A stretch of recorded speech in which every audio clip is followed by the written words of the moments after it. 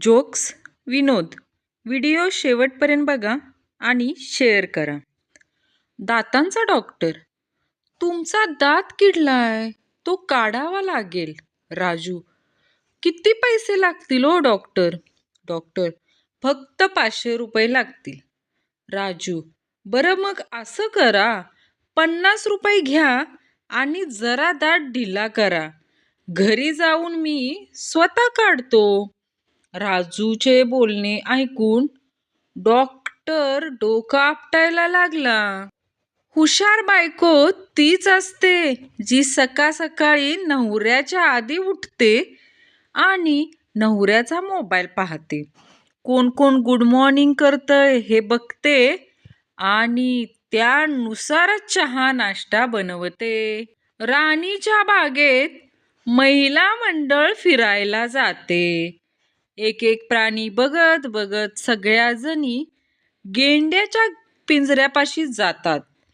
तेव्हा मोनाबाई सोनाबाईंना म्हणाल्या, गेंडा पाहिला म्हणून आठवण झाली. काय हो सोनाबाई, तुमच्या पतिदेवांची तब्येत कशी आहे आता? औषध घ्यायला आलेल्या दारुड्याला डॉक्टर म्हणाले, रमेशराव, तुम्ही दारू सोडा. अहो, दारू हे माणसाचा हळूहळू जीव घेणारं एक विष आहे. यावर दारुडा म्हणाला, डॉक्टर, मग मला तरी मरायची घाई कुठे आहे?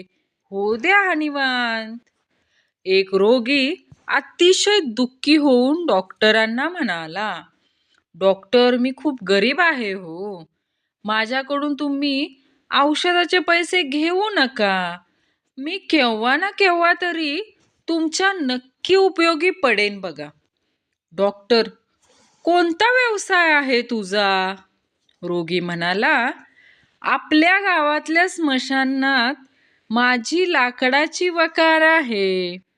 बालपणी बहिणीचा फ्रॉक घालून आईची टिकली, काजळ, लिपस्टिक वगैरे लावून फिरणारे आज देखील मुलींचे फेक अकाउंट बनवून सोशल मीडियावर मजा करतात.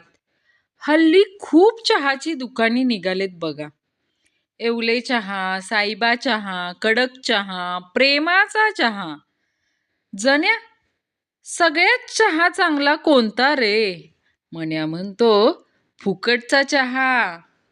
मन्या, आज मी तुला बारीक दिसण्याचा अनोखा उपाय सांगणार आहे. जण्या, कोणता रे? मन्या, अशा गोष्टींपासून नेहमी दूर राहा ज्यामुळे तुम्ही जाड दिसू शकता, जसे की आरसा, वजन काटा आणि सडपातळ व्यक्ती. राजू, सांग पाहू, डासाला कसं मारायचं? मनोज, मला नाही बुवा माहीत. राजू, वेडा रे वेडा, अगदी सोपा आहे बघ. त्याला पकडायचा, त्याचे पाय बांधायचे आणि पोटात गुदगुल्या करायच्या. पिझ्झा बघितल्यावर नेहमीच एक प्रश्न पडतो. पिझ्झाचा आकार गोल असतो. देताना तो चौकोनी बॉक्समध्ये देतात आणि खाताना त्रिकोणी असतो. आयुष्यात काही माणसं पण अशीच असतात, दिसतात वेगळी. मोना, अहो, उन्हामुळे माझी स्किन खूप ऑइली झाली आहे. सांगा मी काय करू? नवरा, विम बार लाव, सगळ्यात चिकटपणा घालवतो बघा. एक छोटीशी लव्ह स्टोरी. मुलगा, तुला एकूण भाऊ किती? मुलगी, तू धरून 3. खेळ खल्लास. जो आनंद आपल्या धुतलेल्या बाईककडे बघण्यात आहे, तो आनंद अर्धा तास मेकअप करून आलेल्या मुलीकडे बघण्यात सुद्धा नाही. मॅगी नंतर चितळ्यांची भाकरवडी बँगलोरला लॅब टेस्टिंगला पाठवली. टेस्ट रिपोर्ट आला, मज्जा आली, अजून 5 किलो पाठवा. दोस्ती केली तर ताटात मटण घेऊन चारीन, पण गद्दारी केली तर ताटात मॅगी देऊन मारीन. सुंदर मुली सिंगल नसतात, सिंगल मुली सुंदर नसतात. सुंदर सिंगल मुलींना भाऊ असतो. ज्या सुंदर सिंगल मुलींना भाऊ नसतो तिचा आपण मांडलेला भाऊ असतो. अस्सल मराठी टोमणा. ती म्हणते तुझ्या घराला स्वर्ग बनवेन. खरं तर बनवता तिला वरण भात पण येत नाही बघा. पण कॉन्फिडन्स तर बघा राव.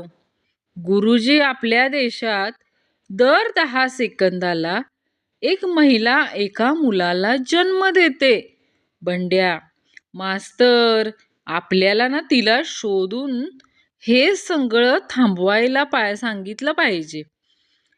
गुरुजींनी स्वइच्छा निवृत्ती घेतली. श्री, ए जान्हवी, 9 म्हण ना 9. जान्हवी 9. श्री, आई आजीने आणला खाऊ. जान्हवी, ए श्री 3 म्हण 3. श्री 3. जान्हवी, काही हा श्री. हा असाच साखरासारखा जर वेळी पाऊस पडत राहिला तर काही वर्षांनी आपल्यापेक्षा लहान असलेली मुले सुद्धा म्हणतील, आम्ही पण तुमच्या एवढेच पावसाळे बघितलेत.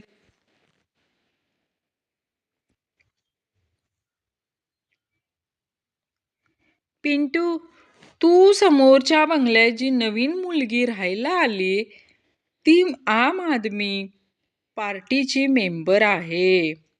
बंड्या, तुला कसं माहीत? पिंटू, आज सकाळी मी तिला हात दाखवला तर तिने मला झाडू दाखवला. एकदा वर्गात बाईंनी सर्व मुलींना आपल्या लव्हरचे नाव एका कागदावर लिहायला सांगितलं. थोड्या वेळाने मुले म्हणाली, बाई झालं आमचं. 5 मिनिटांनी मुली म्हणाल्या, बाई पुरवणी द्या.